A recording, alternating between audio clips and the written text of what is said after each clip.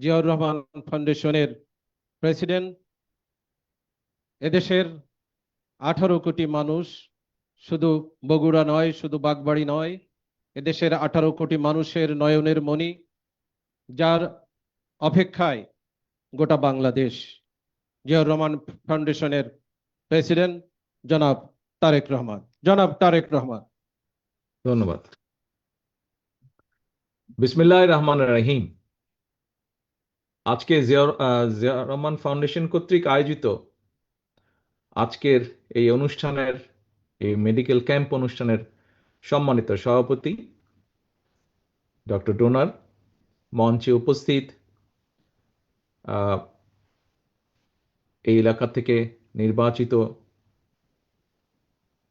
X সংসদ সদস্য জনাব হেলালুজ্জামান লালু, ডক্টর পাভেল সহ, মিল্টন সহ উপস্থিত, রুমন সহ মঞ্চে উপস্থিত সম্মানিত অতিথিবৃন্দ, আমার সামনে উপস্থিত ঢাকা থেকে আগত চিকিৎসক বৃন্দ, বগুড়া জেলা বিএনপির বিভিন্ন পর্যায়ের নেতৃবৃন্দ এবং আমার প্রিয় গ্রামবাসী, আসসালামু আলাইকুম। অনেকদিন পরে নিজের বাড়িতে উপস্থিত হতে পেরে খুবই ভালো লাগছে আমার।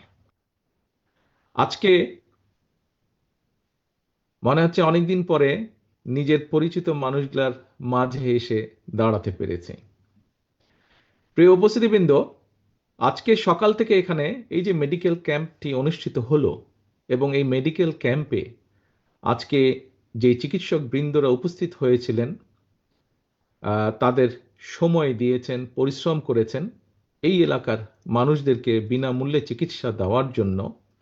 তার জন্য আমি তার চিকিৎসক বৃন্দকে কষ্ট করে এখানে আসার জন্য, সময় ব্যয় করার জন্য, কষ্ট করার জন্য আন্তরিকভাবে এলাকাবাসীর পক্ষ থেকে আন্তরিকভাবে আমি ধন্যবাদ জানাচ্ছি।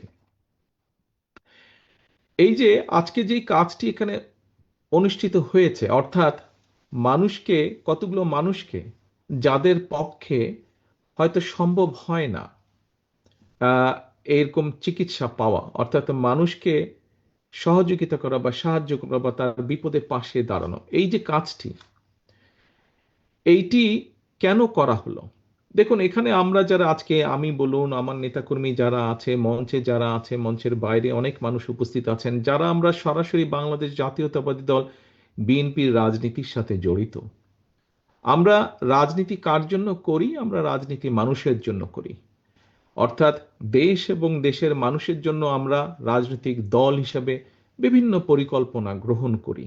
দলের পক্ষ থেকে শিক্ষার বিষয়ে পরিকল্পনা গ্রহণ করি, নারীদের বিষয়ে পরিকল্পনা গ্রহণ করি, যারা বয়স্ক মানুষ তাদের ব্যাপারে পরিকল্পনা গ্রহণ করি, চিকিৎসার ব্যাপারে পরিকল্পনা গ্রহণ করি, ছাত্রছাত্রীদের ব্যাপারে পরিকল্পনা গ্রহণ করি, রাস্তাঘাট উন্নয়নের ব্যাপারে পরিকল্পনা গ্রহণ করি, কৃষকের ব্যাপারে বা কৃষির ব্যাপারে পরিকল্পনা, এরকম বিভিন্ন পরিকল্পনা গ্রহণ করি। এবং যখন একটি রাজনৈতিক দল সরকার গঠন করে, সরকারে যেতে সক্ষম হয় জনগণের সমর্থন নিয়ে, তারপরে পর্যায়ক্রমিকভাবে আমরা সেই পরিকল্পনাগুলোর কাজ বাস্তবায়ন করি।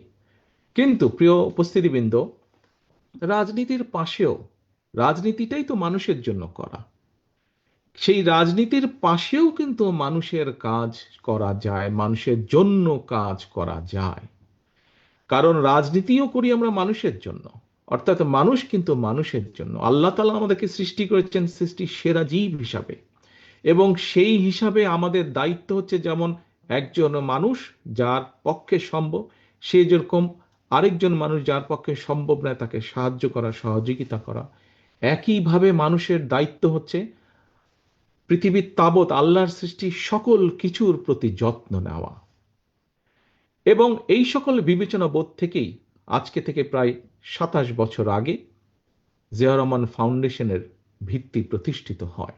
এবং তারপরে বিভিন্ন সময়ে বিভিন্ন কার্যক্রমে কিভাবে কি কি কার্যক্রম গ্রহণ করা হয়েছে, আপনারা কিছুক্ষণ আগে যে ডকুমেন্টারিটা দেখানো হয়েছে তার ভেতরে আপনারা দেখেছেন।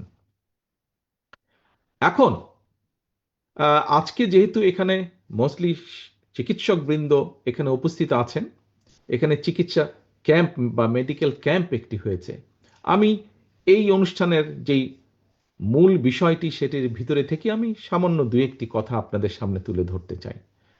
প্রিয় চিকিৎসকবৃন্দ, সম্মানিত চিকিৎসকবৃন্দ, মঞ্চে উপস্থিত সম্মানিত অতিথিবৃন্দ এবং আমার সামনে উপস্থিত চিকিৎসকবৃন্দ সহ সম্মানিত অতিথিবৃন্দ সহ প্রিয় গ্রামবাসী, যেহেতু এটি আজকে মেডিকেল ক্যাম্প, এই জন্য মেডিকেল সংক্রান্ত বিষয় সংক্ষেপে আগামী দিন আল্লাহর রহমতে বাংলাদেশের মানুষের সমর্থনে বাংলাদেশ জাতীয়তাবাদী দল সরকার গঠনে সক্ষম হলে পরে, ইনশাল্লাহ সরকার গঠন করলে পরে, আমরা দেশের মানুষের চিকিৎসার জন্য কি কি করতে পারি সংক্ষেপে দু একটি আমি তার বিবরণ আপনাদের সামনে তুলে ধরতে চাই যে আমরা পরিকল্পনা গ্রহণ করেছি।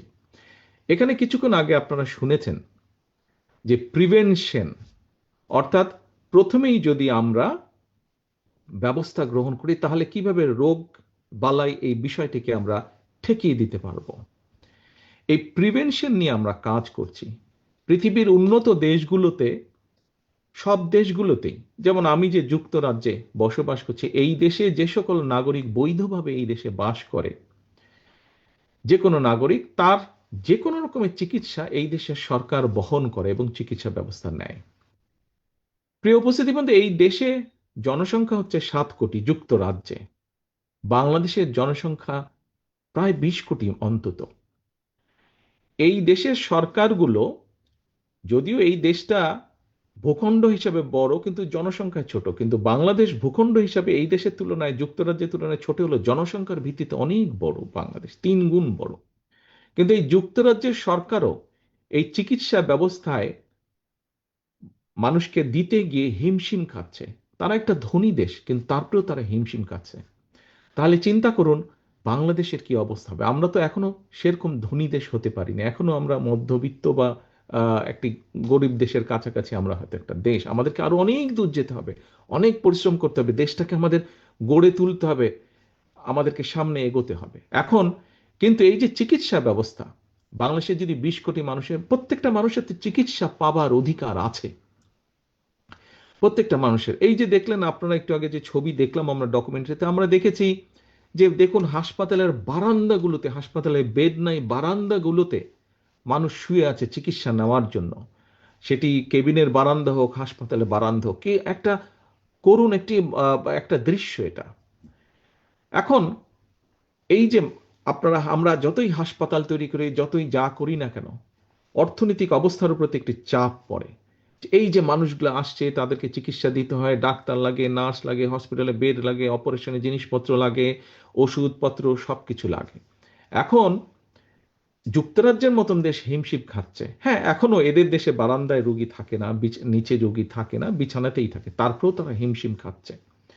এখন একটি রাজনৈতিক দল, যেই দলটি বিএনপি, যে একটি রাজনৈতিক দল, যেই দলটি মানুষের জন্য কাজ করতে চায়, আমরা চাই দেশের মানুষকে সুস্থ রাখতে, একই সাথে তাদেরকে স্বাস্থ্য সেবা পৌঁছে দিতে।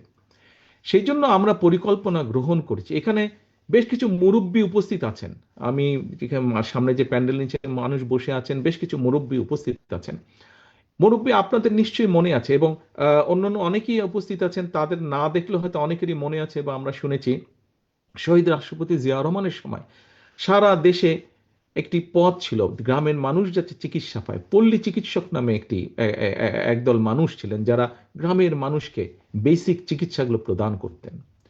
প্রিয় উপস্থিতিবৃন্দ, আমরা যেটা পরিকল্পনা গ্রহণ করেছি যে ইনশাল্লাহ বিএনপি সরকার গঠন করলে পরে আমরা হেলথ কেয়ার নামে আমরা গ্রামে গ্রামে এইরকম একটি টিম তৈরি করব, যারা মানুষের কাছে যাবে, মানুষকে বুঝাবে যে ভাই এই জিনিসটা খেলে তোমার হার্টের অসুখ হবে না, এই জিনিসটা খেলে তোমার ডায়াবেটিক হবে না, এই জিনিসটা এইভাবে চললে তোমার কিডনির রোগ হবে না। অর্থাৎ মূল যেগুলা যেগুলা যেগুলা অসুখ বিসুখের সাথে জীবন মরণের সমস্যা, মানুষকে আমরা এগুলা বুঝাবো। অর্থাৎ যাতে দেশে কম সংখ্যক মানুষ অসুস্থ হয়, এটি থাকবে আমাদের উদ্যোগ। এখন মানুষ তো কিছু না কিছু অসুস্থ হবেই। মানুষ যখন কম অসুস্থ হবে, সেই কম সংখ্যক মানুষ যখন হাসপাতালে যাবে, আমরা ইনশাল্লাহ আশা করতে পারি তখন হয়তো আস্তে আস্তে একটা পর্যায়ে আসবে যখন অসুস্থ মানুষ যে হাসপাতালে যাবে চিকিৎসার জন্য, তাকে আর ওই মাটিতে শুয়ে থাকতে হবে না, তাকে আমরা বেডের মধ্যেই রাখতে পারবো ইনশাল্লাহ। এর বাইরে যেই মানুষ অসুস্থ মানুষগুলা যাবে চিকিৎসার জন্য, তখন আমরা প্রায় প্রত্যেক মানুষকে চিকিৎসকরা, এই যে একটু আগে শাহজাহান সাহেব বললেন যে এত মানুষ আসে, এত অসুস্থ মানুষ, সেই তুলনায় ডাক্তার নার্সের সংখ্যা কম, আমরা চাইলেও চিকিৎসা দিতে পারছি না। কিন্তু আমরা যদি কম সংখ্যক চেষ্টা করি এবং তার ফলে যদি সরকারের চেষ্টার ফলে যদি কম সংখ্যক মানুষ অসুস্থ হয়, সেই অল্প সংখ্যক মানুষ যখন যারা অসুস্থ হবে হাসপাতালে, তাদেরকে বেটার ভালো চিকিৎসা দেওয়া সম্ভব হবে, ওষুধপত্র দেওয়া সম্ভব হবে। কাজেই আমাদের এইটি একটি লক্ষ্য আছে, আমরা হেলথ কেয়ার তৈরি করব। এই হেলথ কেয়াররা সারাক্ষণ তাদেরকে ট্রেনিং দেওয়া হবে বেসিক অসুখ বিসুখ কিভাবে, গ্রামের মা বোনরা যারা সংসার দেখভাল করেন তাদের কাছে গিয়ে পরামর্শ দিবে যে কিভাবে পরিবারকে সুস্থ রাখতে হবে। আপনারা চিন্তা করে দেখুন, আমরা যদি আস্তে আস্তে একটা সুস্থ পরিবার তৈরি করতে পারি, আস্তে আস্তে সুস্থ পরিবার সম্মত একটা গ্রাম তৈরি করতে পারি, আস্তে আস্তে এরকম গ্রামের পরে উপজেলা একটা তৈরি করতে পারি যেখানকার অধিকাংশ মানুষ সুস্থ, আস্তে আস্তে একটি জেলা তৈরি করতে পারি যেখানকার অধিকাংশ মানুষ সুস্থ, আস্তে আস্তে একটি বিবাহ বেগম, আস্তে আস্তে আমরা একটি দেশ তৈরি করতে পারবো ইনশাল্লাহ, যেখানে অধিকাংশ মানুষ সুস্থ থাকবে। আসুন আমরা সেটি মিলে চেষ্টা করব ইনশাল্লাহ, সকলে মিলে। এবার আসুন আরেকটি বিষয়, আমরা দেশে একটি পলিসি নিতে চাচ্ছি, সেটি হচ্ছে প্রাইভেট অ্যান্ড পাবলিক পার্টনারশিপ। এখন এটি কি এমন, দেখুন আজকে এই যে আপনাদের এই আমাদের জেলায়, বগুড়া জেলায় যে শহীদ জিয়াউর রহমান মেডিকেল কলেজ আছে, দেখুন এরকম একটা হাসপাতাল তৈরি করতে প্রায় 4 থেকে 5 বছর সময় লেগে যায়। তারপরে তো আরো বিভিন্ন জিনিস আছে, ডাক্তার জোগাড় করো, নার্স জোগাড় করো, মেশিনপত্র আনো। কিন্তু আমরা দেখেছি প্রাইভেট সেক্টর এই মুহূর্তে বাংলাদেশের বিভিন্ন হিসাব নিকাশ যা বলে যে সরকারি ব্যবস্থাপনায় যেই সবকিছু অবকাঠামো গড়ে উঠেছে, ইনফ্রাস্ট্রাকচারে অবকাঠামো গড়ে উঠেছে স্বাস্থ্য খাতে, ঠিক মোটামুটি সমান পরিমাণ অবকাঠামো গড়ে উঠেছে প্রাইভেট সেক্টরে। এখন ধরেন আমি একটা উদাহরণ দিই, ঢাকার পিজি হাসপাতালের নাম আপনারা শুনেছেন। সেই পিজি হাসপাতালে ধরেন একজন মানুষ গেল ক্যান্সারের চিকিৎসার জন্য। এখন এই যে ক্যান্সারের চিকিৎসা, সেখানে যে ক্যান্সারের মেশিন আছে, সেই মেশিন হয়তো 100 জন মানুষকে মাসে চিকিৎসা দিতে পারে, কিন্তু সেখানে 200 জন মানুষ লাইন দিয়ে আছে। এখন এই যে 200 জন মানুষ লাইন দিয়ে আছে, বাকি যে 100-র বাইরে যে আরো 100 জন আছে, এই 100 জন তো মানুষ, তাদেরও তো চিকিৎসা পেতে হবে। আমরা একটি পলিসি গ্রহণ করতে চাচ্ছি, একটি প্রাইভেট হসপিটাল যাদের কাছে একটি মেশিন আছে, সেই মেশিনও 100 জনকে দিতে পারে, কিন্তু যেহেতু প্রাইভেট হসপিটাল সেখানে খরচ বেশি, সেখানে হয়তো মাত্র 40-50 জন মানুষ যায়, বাকি 50 জন তাদের খালি থাকে, তারা সেই মেশিনে সার্ভিস দিতে পারে না, 50 জনের সিট খালি থাকে। আমরা যেটা করতে চাইছি সেটা হচ্ছে, আমরা সেই হসপিটালের সাথে কথা বলবো, হিসাব নিকাশ করব তার কি খরচ হয়। আমরা ওই যে এখানে যে পিজি হাসপাতালে 100 জন বাড়তি আছে লাইনের মধ্যে, সেই 100 জনের থেকে 50 জন নিয়ে আমরা এই প্রাইভেট হসপিটালটাকে দিয়ে দিব, বলবো যে তুমি এর চিকিৎসা দাও, খরচ আমরা তোমাদেরকে দিব।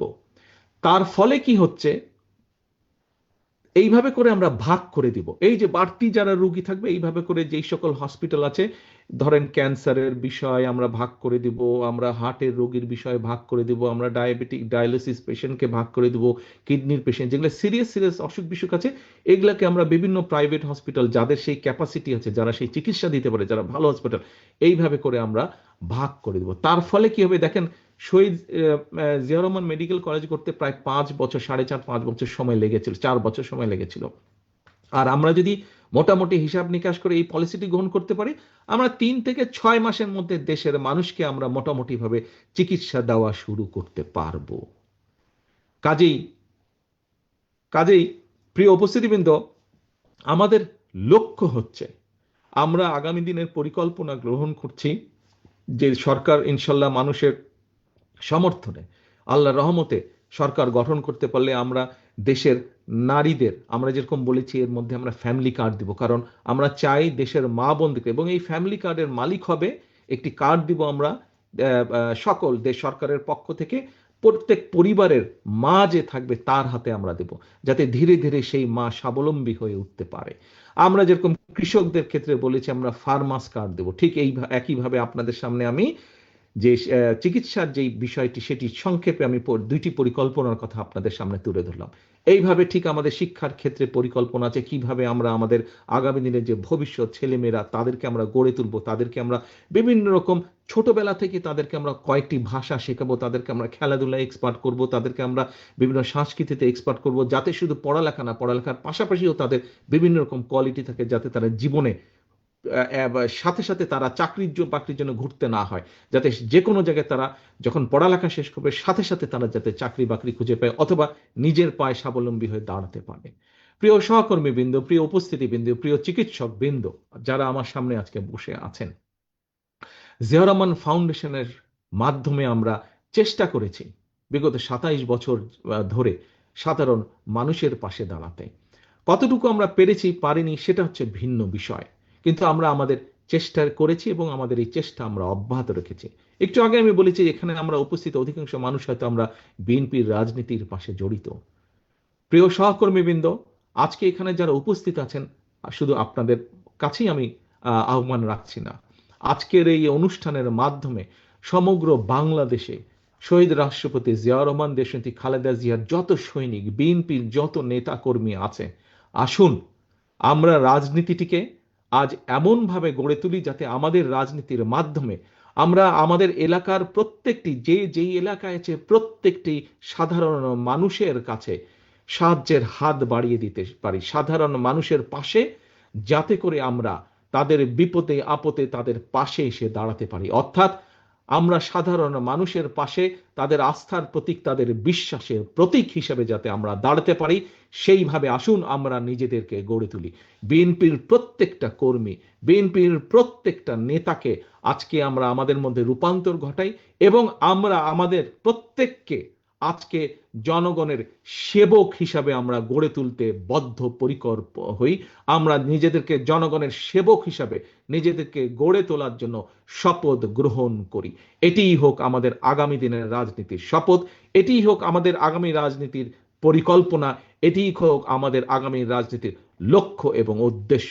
পরিশেষে আমি আবারও জিয়াউর রহমান ফাউন্ডেশনের আজকের এই অনুষ্ঠান আয়োজন যারা করেছেন তাদের প্রত্যেককে আমার পাশে উপস্থিত জিয়াউর রহমান ফাউন্ডেশনের vice president doctor Zubaidur Rahman আজকে এই পরিকল্পনার মাধ্যমে এই অনুষ্ঠানটি সফল করেছেন এবং যে পরামর্শ দিয়েছেন এবং মাঠে থেকে যে মানুষগুলো কাজ করেছেন, জিয়াউর রহমান ফাউন্ডেশনের যে সকল সদস্যবৃন্দ কাজ করেছেন, আমার এই গ্রামবাসী, আমার দলের নেতা কর্মী, ছাত্রদল, যুবদল, বিএনপি সহ যারা কাজ করছেন, প্রত্যেকটি মানুষকে, আমার বাড়ির আঙিনার যে সকল ভাইয়েরা কাজ করেছেন প্রত্যেকটি মানুষকে আবারও আন্তরিকভাবে আমি ধন্যবাদ জানাতে চাই 7,000 মানুষের কাছে আজকে চিকিৎসা সেবা পৌঁছে দেওয়ার জন্য।